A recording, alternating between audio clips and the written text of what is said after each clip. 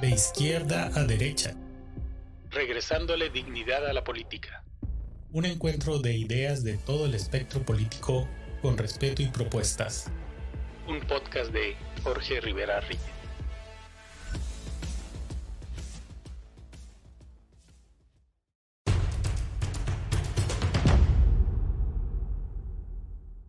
¿Qué tal? Buenos días, bienvenidos a este podcast llamado De izquierda a derecha, ya lo escucharon ustedes en la introducción. Este día vamos a platicar un poquito sobre el tema de rendición de cuentas en el gobierno. La rendición de cuentas en el gobierno ha sido un tema que en los gobiernos de México no se le ha dado la relevancia que debería. Esto debido a que la mayoría de los gobiernos que hemos tenido se han comportado como monarcas y no como presidentes ni representantes de la voluntad popular. Hay que recordar que después de la independencia, el primer gobierno que tuvimos fue precisamente de un emperador y no de un presidente de la República. Veníamos de una colonia de más de 300 años en la que el gobierno era un virreinato y el virrey era puesto en el cargo por el rey de España y no tenía a nadie a quien rendirle cuentas aquí y solo respondía ante el rey de España.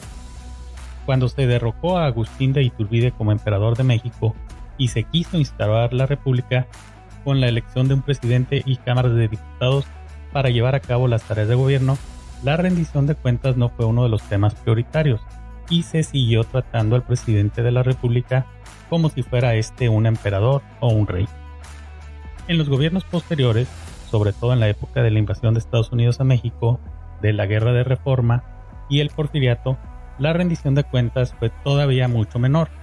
Hay que recordar que el presidente Benito Juárez debió de haber dejado el puesto de presidente de la República y cedérselo al presidente de la Suprema Corte de Justicia en medio de la invasión francesa al territorio nacional.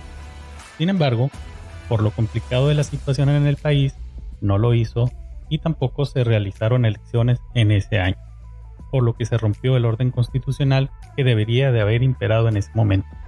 ¿A quién le rindió cuentas Benito Juárez? A nadie.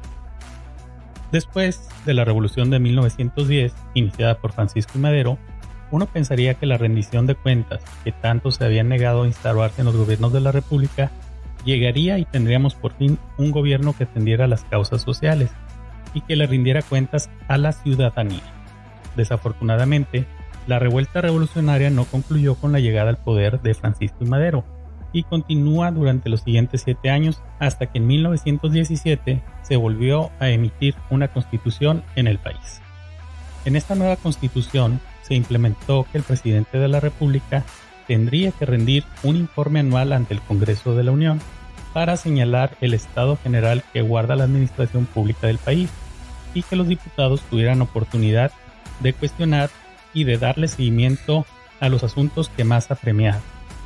Sin embargo, en la mente de la ciudadanía, los diputados que fueron electos y de los sucesivos presidentes que tomaron posesión de los cargos y del partido único del Estado, en lugar de funcionar como un contrapeso, sirvieron únicamente como una corte palaciega para que el presidente en turno fuera ovacionado por los logros de su año y no ser llamado a cuentas como estaba plasmado en la Constitución del 17. Tan es así que uno de los historiadores más reconocidos de México, Enrique Krauss, en una de sus obras llamó al periodo de 1940 a 1996 como la presidencia imperial, ello por la forma de comportarse de los presidentes que se creían emperadores de México y no presidentes o administradores temporales de los asuntos nacionales. Esto ha traído como consecuencia que no solamente los presidentes se crean emperadores, sino que esto ha permeado hacia todas las esferas y hacia todos los niveles de la estructura gubernamental y burocrática, donde cualquiera que trabaje en el gobierno se siente como un pequeño emperador dentro de su círculo de influencia.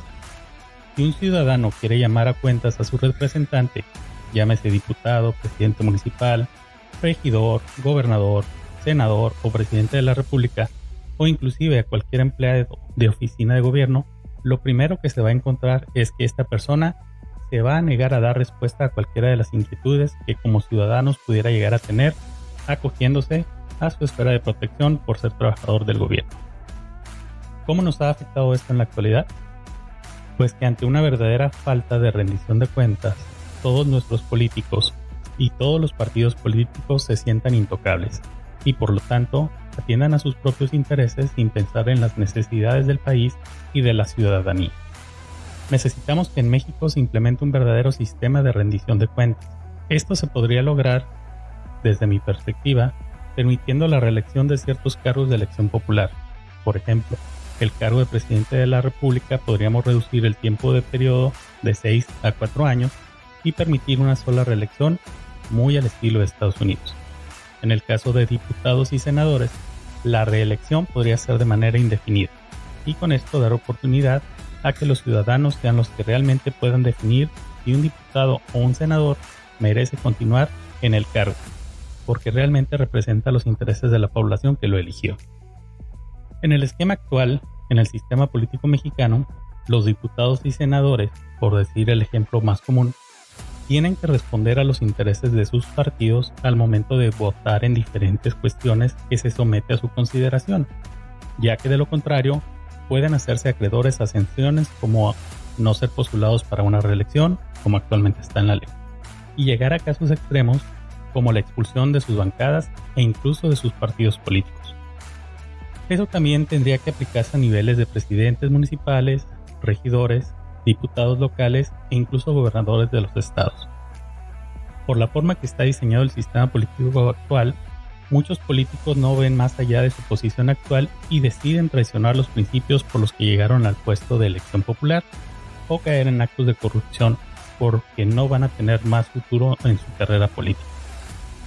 Al tener una Cámara de Diputados y Senadores a nivel federal que permita la reelección de sus integrantes sin necesidad de ser postulados por los partidos políticos que los llevaron al puesto en una primera instancia, permitiría que fueran independientes y que realmente llamaran a cuentas a los funcionarios de los diferentes niveles de gobierno, desde el presidente de la República, secretarios de Estado o funcionarios de segundo o tercer nivel. La ciudadanía podría observar el desempeño de sus representantes populares y decidir si los sigue manteniendo en el cargo o si en la siguiente elección decide cambiarlos. En resumen, sin un poder legislativo que reconozca a sí mismo como un órgano revisor independiente del poder ejecutivo, jamás podremos tener un eficiente sistema de rendición de cuentas. Incluso dentro del propio sistema legislativo, tendría que implementarse un sistema de control y de rendición de cuentas, tal vez formado por los diputados con mayor tiempo en el cargo o los que tengan más conocimiento técnico para poder hacer revisiones que eviten corrupción, fraude, malversaciones de fondos, tráfico de influencias o conflictos de interés. La ciudadanía también podría implementar sistemas de rendición de cuentas hacia sus representantes.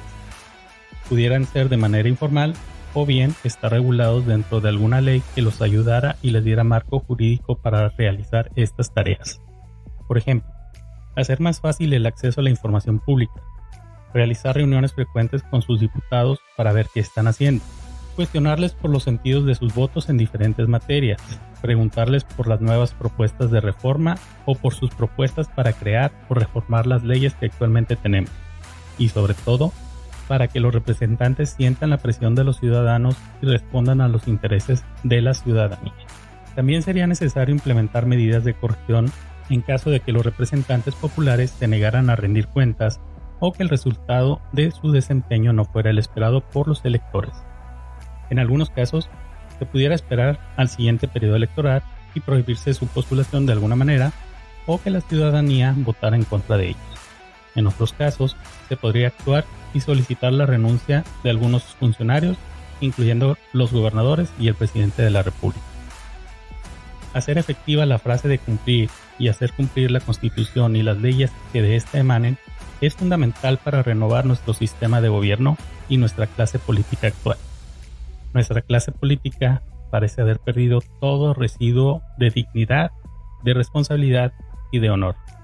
Es nuestra tarea regresarle dignidad a la política porque al final del día, mediante la política y un Estado de derecho, este país tiene potencial para ser uno de los mejores del mundo. ¿Tú qué piensas? Deja tu opinión en los comentarios y platiquémoslo en el siguiente episodio.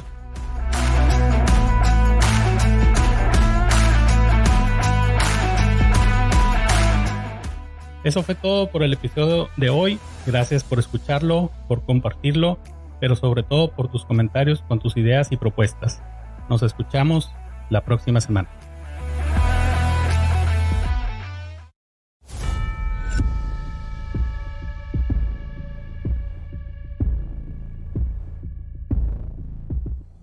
Gracias por haber estado en este episodio de Izquierda a Derecha.